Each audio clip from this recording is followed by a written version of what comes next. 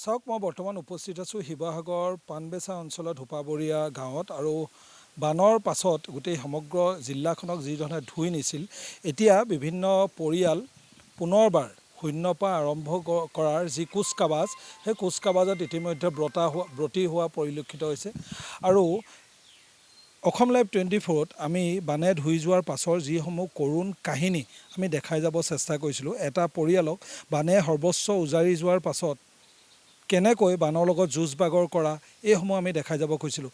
মই এখন বিশেষ ঘৰ প্ৰথম দেখাই লওঁ আৰু তাৰ চোতালখন মই দেখাই লওঁ যে ইতিমধ্যে এতিয়াও এই ধোপাবৰীয়া অঞ্চলৰ কিছু কিছু অংশ বানত বুৰ গৈ আছে। চোতালখন মই অসম লাইভ 24 দৰ্শকসকলক দেখাইছোঁ। ইতিমধ্যে বানে কি ধৰণে ধুই নিছিলে সেই বানৰ আচলতে যি প্ৰকোপ সেইসমূহ আচলতে এইখনৰ পৰাই গম পাব। এতিয়া মই মূল প্ৰতিবেদনটোলৈ আহোঁ। ইয়াৰ যিগৰাকী আচলতে এই ঘৰখনৰ এই পৰিয়ালটোৰ যিগৰাকী মুৰব্বী ৰোহিন্দ্ৰ চেতিয়া, তেখেতৰ এই সংসাৰ ত্যাগ কৰিছিল 25 জুলাই তাৰিখে।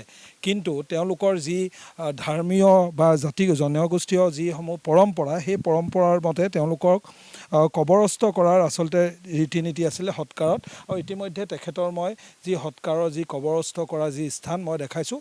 ইয়াৰ কাৰণ এটাই হ'ল যে তেওঁলোকৰ এই বৃহত্তৰ যি অঞ্চল সেই বৃহত্তৰ অঞ্চল পানীত বুৰ গৈ আছিল। উপায়ন্ত হৈ এই পৰিয়ালটোৱে নিজৰ ঘৰৰ চোতালতে নিজৰ দেউতাকক কবৰস্থ কৰিবলগীয়া হ'ল। এক হৃদয় বিদাৰক ঘটনা। মই যাব চেষ্টা কৰিম কি হৈছিল। দেউতাৰ মানে অলপ বাৰ্ধক্যজনৰ হেৰি বেমাৰ আছিলে, মানে প্ৰেছাৰ আছিলে। প্ৰেছাৰ থকাৰ পিছত অৱস্থাত মানে 25 তাৰিখে যিটো মানে পানী আহিলে ইয়াত 25 তাৰিখেতো গোটেই বানমুখ এৰিয়া হওক শিৱসাগৰ গোটেই এৰিয়াই পানী আছে। কিন্তু আমি মানে কোনো পধ্যেই ঘৰৰ পৰা উলিয়াবই নোৱাৰিলোঁ পানীৰ কবলৰ পৰা। আৰু ইফালে গাড়ীও মটৰটো একো নাইকিয়া, বিশেষ ব্যৱস্থা নাইকিয়া নিবৰ কাৰণে। তাৰপিছত একো উপায় নোপোৱা উপায়ন্ত হৈ দেউতা মানে বিচনাতে আৰু মানে শেষ নিশ্বাস ত্যাগ কৰিলে। অকণমান যদি আমি মানে ডক্টৰৰ ওচৰত বা ট্ৰিটমেণ্টৰ সাহায্য কৰিব পাৰিলোহেঁতেন, ডক্টৰৰ ওচৰলৈ নিব পাৰিলোহেঁতেন, তেতিয়াহ'লে হয়তো মোৰ দেউতা বাচি গ'লহেঁতেন।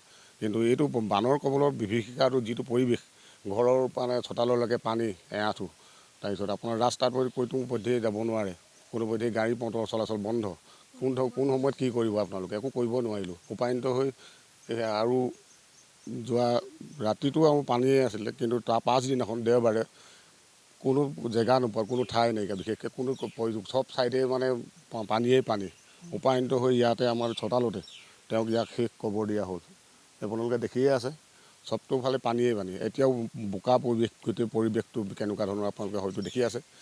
সেইটোৱে আৰু পঞ্চায়তৰ মানুহ ক'ব নল'লে আমাক, কোনো মানে প্ৰেচিডেণ্ট ছেক্ৰেটেৰী কাউঞ্চিলাৰ এইবোৰ আমাক ZPCও আমাক লোৱা নাই। কোনো মানে গাঁওবুঢ়াক আমি নিজে ফোন কৰিছোঁ। আমাৰ দেউতা ঢুকালে বুলি আমি চবেই মোলৈ ফোন কৰিছোঁ। কোনো মানুহ মানে বৈ দিয়া নাই আমাক। তেওঁক যেন সন্মানজনকভাৱে ক'ৰবাত ভাল ঠাই